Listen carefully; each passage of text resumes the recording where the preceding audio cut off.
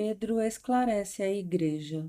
E aconteceu que os demais apóstolos e irmãos que estavam na Judéia ouviram falar que os gentios também haviam recebido a palavra de Deus. Assim, quando Pedro subiu a Jerusalém, os que eram do partido dos crentes circuncisos o criticaram, argumentando: Entraste na casa de homens incircuncisos e ainda comeste com eles? Então Pedro começou a fazer-lhes um relato claro e ordenado de como tudo havia ocorrido.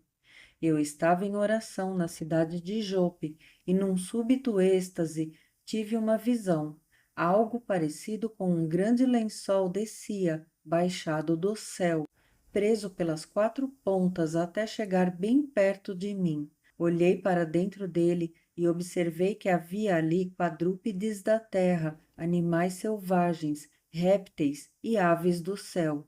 Em seguida ouvi uma voz que me ordenava: Levanta-te, Pedro, sacrifica e come. Ao que eu imediatamente repliquei: De modo nenhum, Senhor, pois jamais entrou em minha boca algo profano ou imundo.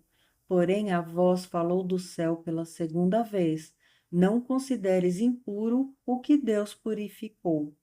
Isto aconteceu por 3 vezes seguidas, e tudo tornou a recolher-se ao céu. Naquele momento, os 3 homens que foram enviados por Cornélio chegaram em frente à casa onde eu estava hospedado, e o Espírito revelou-me que não hesitasse em acompanhá-los. Estes 6 irmãos também foram comigo, e entramos na casa daquele homem. Ele nos contou como um anjo lhe aparecera em pé no recinto de sua casa e lhe ordenara: envia homens a Jope e manda buscar Simão, também chamado Pedro. Ele te transmitirá uma mensagem por meio da qual serás salvo, tu e toda a tua casa. Assim que comecei a pregar, o Espírito, num instante, sobreveio a eles, da mesma maneira como veio sobre nós no princípio. E naquele momento lembrei-me do que o Senhor me havia dito. João de fato batizou em água, no entanto vós sereis batizados com o Espírito Santo.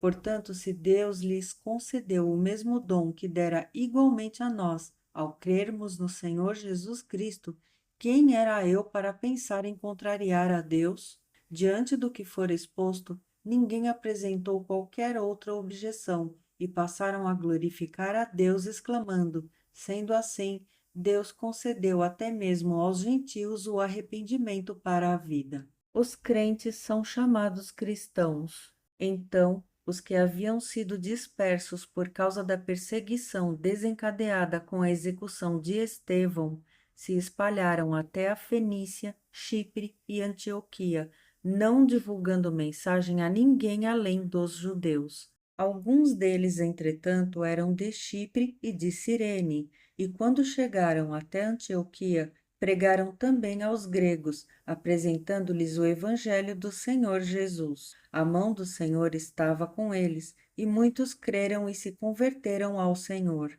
Assim que a notícia desse fato chegou ao conhecimento da igreja em Jerusalém, eles decidiram enviar Barnabé a Antioquia. Tendo ele chegado e vendo a graça de Deus, alegrou-se e encorajava a todos para que permanecessem fiéis ao Senhor com firmeza de coração. Ele era um homem bom, cheio do Espírito Santo e de fé, e uma multidão considerável de pessoas foi acrescentada ao Senhor.